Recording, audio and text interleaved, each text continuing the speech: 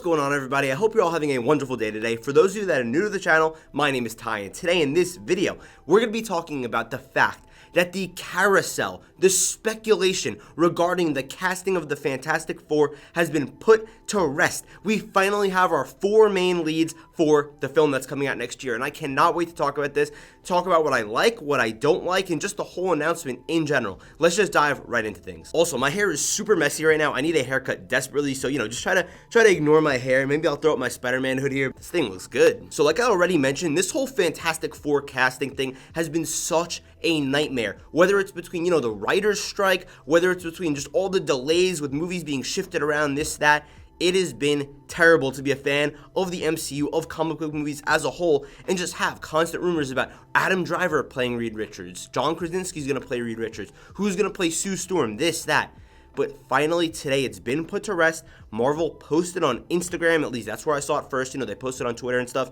This is our cast. Now, the thing is, really quick, this cast has kind of been confirmed for like a couple of months now. I feel like Pedro Pascal, Vanessa Kirby, Ebon Moss, I don't even know like the second part of his last name, and, Eddie Munson, Joseph Quinn himself, has been confirmed. Like I said, we've been seeing these rumors that they're all locked in, their contracts are up, but the first one that was really confirmed was Pedro Pascal. And listen, I'm going to go into whether I think they were cast properly, but let's just talk about this announcement first.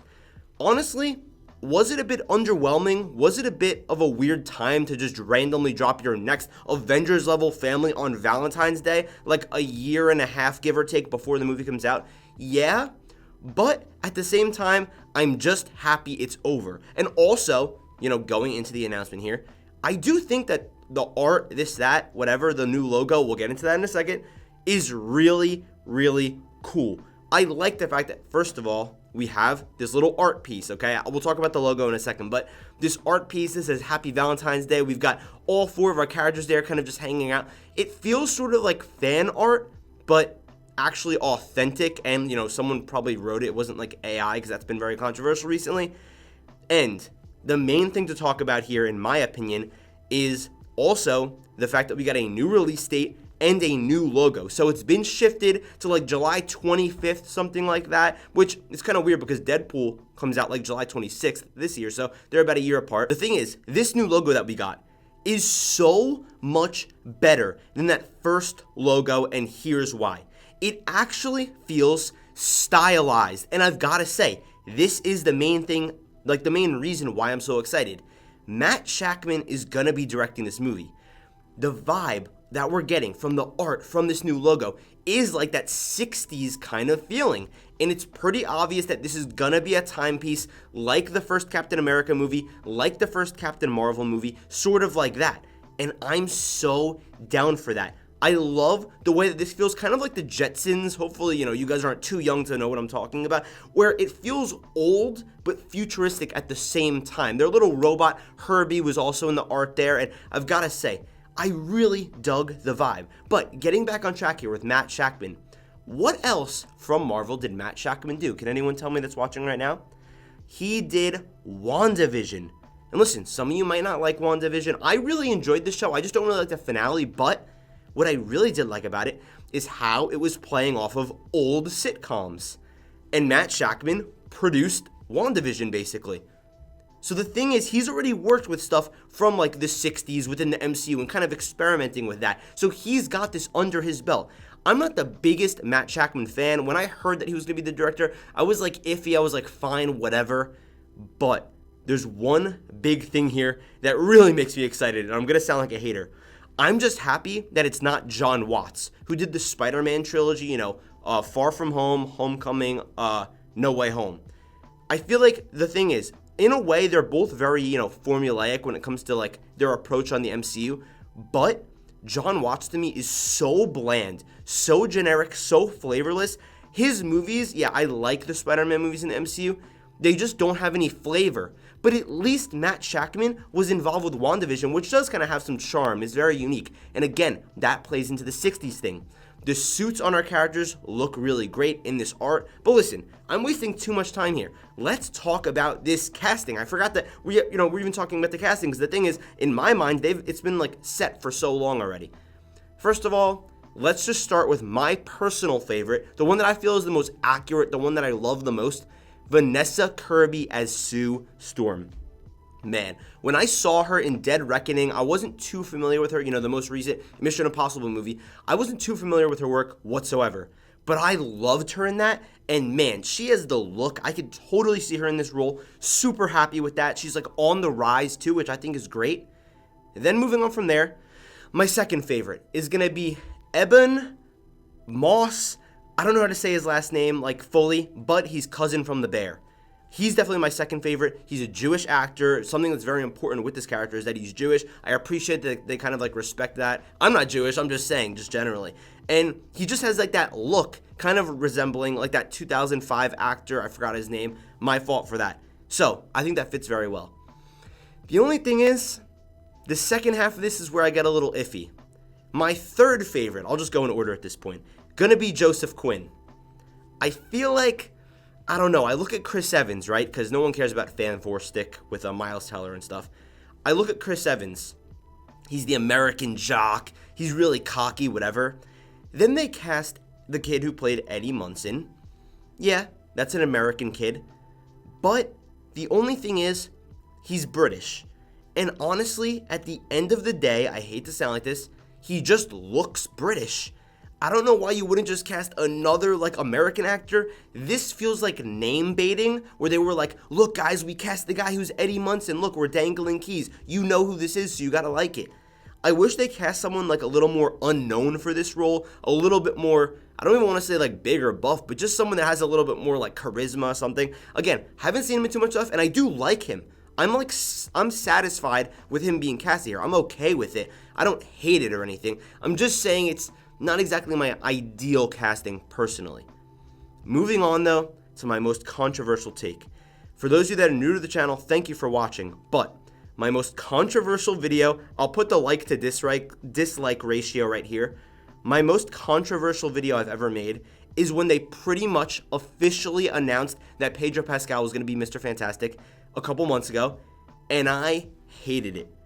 Now, I've come around slightly. I'm like, whatever, but I still will stand on the fact that I don't like Pedro Pascal as Reed Richards. Listen, Pedro Pascal is a phenomenal A-tier actor, right? There's no doubt about it. But it's just a matter of fit. That's it. Fit, okay? I don't think he fits in this role. I look at the guy who played Mr. Fantastic in the 2005 film. I think, I don't know his name. I don't want to say he has a weird name, but I just don't know how to pronounce it. I like him a lot better. Miles Teller, that's a little weird, but it's a little bit of a younger approach. Whatever, fine. Pedro Pascal, something about him, I don't know, just the way he looks, the way he acts, I would even say, which is great because he's a phenomenal actor. Like I said, I just don't think that it translates to the way that you're supposed to be Reed Richards, the smartest guy in the room, the most intelligent guy. And again, just his face, like I'm not being mean, he's a handsome guy, super handsome guy. Just the way he looks though, what his face looks like, simply put, I just don't think he looks like Reed Richards. Again, I'm okay with it at this point. I really hated it at first, but I'm kind of just like, fine. What am I going to do? Knock on Kevin Feige's door and be like, hey, change that. There was just so many better options that were available. Penn Badgley, I want to say is his name. Adam Driver, that's my number one pick. So many other options. Even John Krasinski, I would have taken over him, even though some people feel that's a little bit generic. But listen, again, I'm happy for him. And also, again, going back into this announcement with this art, with that new logo, the Fantastic Four, it kind of sold me. Now, seeing them all together in that picture, I'm like, I'm a little bit excited here. I'm going to be honest with you. And the thing is, it feels like this movie, at first, when I saw that original logo, it's just like the 4, it was cool, but it was a little bit boring. It was a little bit MCU formulaic. When I saw this new logo, honestly, after we got this Deadpool trailer just the other day, seeing this logo, I was low-key in the back of my head just like, we are so back. We are so back. Because you know what the reality is? This new logo bangs. This new art bangs. And I think that this movie, even though I was hating it first, but now we got some art, a little bit of information, I think this movie might bang. It's coming out the same time as Superman Legacy, and that is also something I need to bring up. I almost forgot, almost slipped my mind. The thing is, Disney, Marvel, basically the same company. When it comes to movies recently, the MCU, as we know, even though there's been a lot of talk on Twitter, the MCU isn't dead, has been on a decline. The DCU is starting this year with Creature Commandos, the show. Fine, maybe not too many people are going to watch the show, but next year's Superman Legacy, they're making a big splash in the pond that is the superhero genre. They need to innovate. They need to step their shit up. It seems like they're trying to do that with Deadpool, but you can't just do it once. You can't just say, hey guys, look, we can make a good movie. Marvel's proven that a billion times. We need them to prove their consistency again. And this is where I get into this. One of my favorite phrases on this earth is that competition breeds innovation. Marvel is starting to feel some hot breath down their neck, right? Is that the phrase? They're feeling someone breathing down their neck. That's what the phrase is. And that's DC. That's James Gunn. He's on their ass. And now it's time for them to say, no, we're done with all these, or all the MCU's formulaic, this, that. No, we're going to make these movies good. We're going to make them stylized. We're going to let the directors have a little bit of flavor. We're going to have good scripts. We're going to have good casting. We're going to have great written characters that people will care about again, and will prove that superhero fatigue isn't a real thing. I still do stand by that. And that's the thing. That is the thing. I truly think this is going to be a good movie, and that the competition is forcing Marvel for the better to be better, to raise the standard even higher. Again, they've kind of slipped. They've kind of gotten a little bit lazy. And who benefits from this? Marvel, obviously, as a business, because keep in mind, Marvel's a business. They're not just like, oh, we just want to make movies for fun. Marvel, as a business, has to compete. They're sweating. DC, as a business, has to compete. They're sweating. And they're going to try to one-up each other. Who can make the better movie? Who can make the better movie once the DCU gets started? And you know who the third man is in this competition? Who's winning from all this? The fans. Us. We're the ones that are winning from this. When two companies are competing to try to make better products, the customer wins. We are going to win. Fantastic Four is going to be a good movie. I feel it right now. Just that logo sold me. That cream with that light blue. Delicious. I love that. I'm very excited. At first, again, I thought it was going to be very formulaic, very run-of-the-mill MCU, but it feels like they're actually trying to go for a style here, a timepiece in the 60s. I feel like, again, it's going to have that Jetsons feel where it's like vintage but futuristic at the same time, and I love that aesthetic. Gonna be awesome. I'm very excited to see what they cook up, especially once they see them in their suits. Very, very excited. But guys, that's gonna just about do it for today. Thank you guys for watching. I love you guys, and I'll see you in the next video.